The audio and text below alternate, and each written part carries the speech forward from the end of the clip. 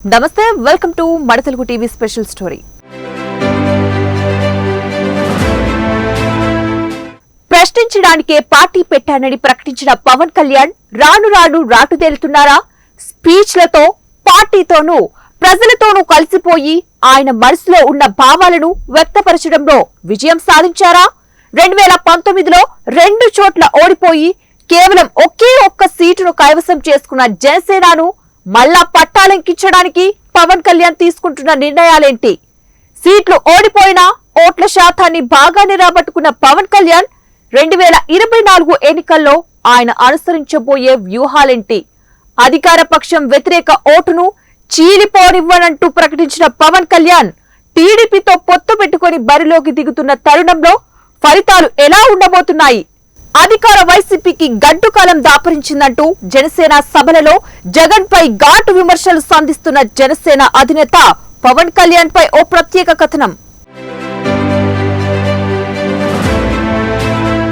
2014లో జనసేన పార్టీని స్థాపించిన పవన్ కళ్యాణ్ ప్రభుత్వాల అరాచక పాలనను ప్రశ్నించడానికే ఏ పార్టీ పెట్టారంటూ ప్రకటించారు. ఆ తర్వాత ఎన్నికల వ్యూహానికి పదును పెట్టారు. పార్టీని ప్రారంభించిన మొదట్లో అంత స్పందన కనిపించకపోయినప్పటికీ రాను రాను ఆయన పార్టీ నడిపే తీరు, ప్రసంగాల పదను తదితర అంశాలు ప్రజల ఆలోచనను జనసేన వైపు మళ్లించాయనేది పలువురి వాదన. 2019లో ఒకే ఒక్క సీటు తప్ప ఏపీ మొత్తం అట్టర్ ఫ్లాప్ అయింది. కాగా 2 చోట్ల పోటీ చేసిన జనసేన ఓట్ల శాతం అధికంగానే సాధించినా గెలుపును మాత్రం సొంతం చేసుకోలేకపోయారు. ఇక్కడ మరొక విషయం మనం గుర్తుంచుకోవాలి. కింద పడినా నేనే గొప్ప అనే చందన అన్ని చోట్ల ఓడిపోయినా పార్టీ మనోధైర్యాన్ని నీరు కారిపోనివ్వలేదు పవన్ కళ్యాణ్. ఓటర్ల మనోగతాన్ని అర్థం చేసుకోలేకపోయినా రంగంలోకి దిగితే కదా అసలు లోతెంత అనేది తెలిసేది.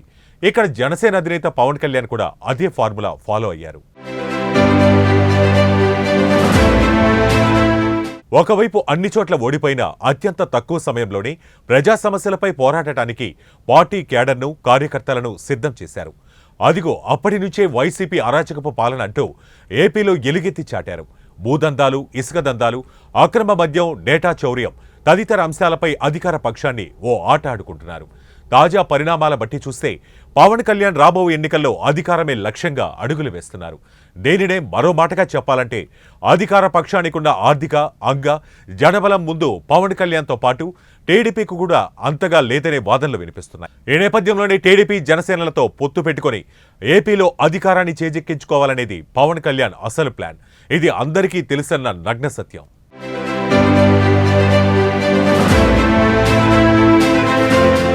ఇక 2024 ఎన్నికలకు వచ్చేసరికి 2024 నుంచి ఇప్పటి వరకు పవన్ కళ్యాణ్ పరిణితి చెందిన నాయకుడిగా ఎదిగాడనేది పలువురి అభిప్రాయం. ముఖ్యంగా అధికార వైసీపీని టార్గెట్ చేస్తూ ఆ పార్టీ అధినేత జగన్ పై ఘాటు విమర్శనాస్త్రాలను సంధించడంలో వెనక ముందు ఆలోచించడం లేదు. మరో మాటగా చెప్పాలంటే ప్రస్తుతం సీఎం జగన్తో పాటు ఆ పార్టీ నేతలను ఎవ్వరిని వదలకుండా తనపై విమర్శలను కురిపిస్తున్న అందరినీ ఉతికారేస్తున్నారు.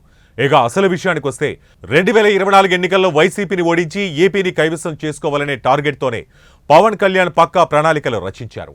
ఈ మేరకు ఎన్నికల ప్రచారంలో ఆయన మాట తీరు, ప్రసంగాల్లో వాడివేడి, సూటిగా ప్రశ్నించే తీరు అధికార వైసీపీని ఇరుకున పెట్టేస్తాయనడంలో సందేహం లేదు.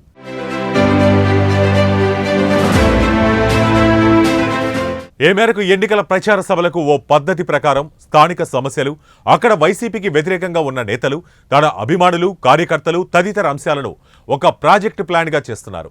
ఇప్పటికే ఈ మేరకు గ్రౌండ్ వర్క్ను పూర్తి చేసుకున్న ఆయన ఎన్నికలు దగ్గర పడుతున్న కొద్దీ మరింత కొత్త పద్ధతికి శ్రీకారం చుట్టాలని భావిస్తున్నట్లు తెలుస్తోంది.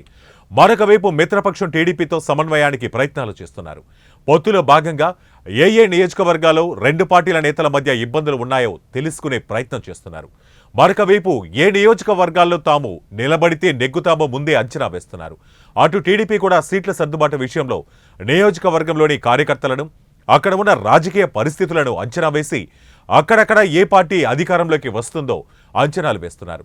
ఒక్క మాటలో చెప్పాలంటే తాము నిలబెట్టే క్యాండిడేట్లను పక్కా గెలుస్తారనే స్థానాలపైనే 2 పార్టీలు దృష్టి పెట్టినట్లు తెలుస్తోంది. అంటే భేషజాలకు పోకుండా, పట్టుదలకు పోకుండా సామరస్య వాతావరణంలోనే సమన్వయంగానే సీట్ల సర్దుబాటుకు శ్రీకారం చుట్టినట్లు తెలుస్తోంది.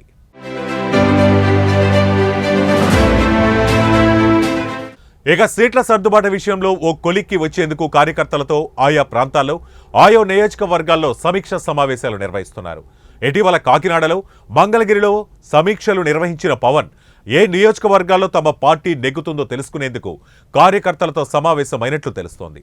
ఇక తాజా పరిణామాల ప్రకారం ఉత్తరాంధ్రపై పవన్ ప్రత్యేక ఫోకస్ పెట్టినట్లు తెలుస్తోంది. విశాఖలో 3 రోజుల పాటు నిర్వహించనున్న సమీక్షా సమావేశాల్లో జనసేన, టీడీపీ నాయకులతో పవన్ కళ్యాణ్ సమావేశం కానున్నారు.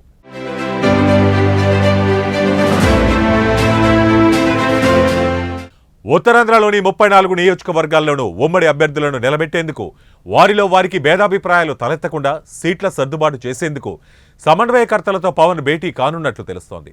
దాంతోపాటు ఉత్తరాంధ్రలో ముఖ్యంగా జనసేన ప్రాధాన్యత ఏ మేరకు ఎంతవరకు ఉందో తెలుసుకునే ప్రయత్నంలో భాగమే ఈ సమన్వయ సమావేశాలు నిర్వహిస్తున్నట్లు తెలుస్తోంది. అయితే ఇక్కడ సీట్ల సర్దుబాటు విషయంలోనే ఒకంత పట్టుబట్టే పరిస్థితులు కనిపిస్తున్నాయి. అంటే జనసేన ఎక్కువ సీట్లు ఆశిస్తున్నట్లు ఆ పార్టీ వర్గాలే చెబుతున్నాయి.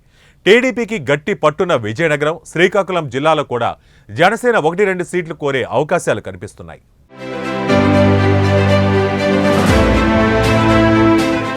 అన్నింటికి మించి పొత్తులో భాగంగా ఇరు పార్టీల అధినేతలు సమన్వయంపై దృష్టి పెట్టనున్నారు. పొత్తులకు విఘాతం కలిగించేలా ఎటువంటి వ్యాఖ్యలు చేయవద్దని ఇప్పటికే కార్యకర్తలకు, కేడర్కు పవన్ ఆదేశించినట్టు తెలుస్తోంది. అయితే పొత్తుల పంపకాల్లో భాగంగానే చంద్రబాబు, పవన్ కళ్యాణ్లు బీజేపీ అధినేతలతో చర్చించేందుకు ఢిల్లీ వెళ్లనున్నారు.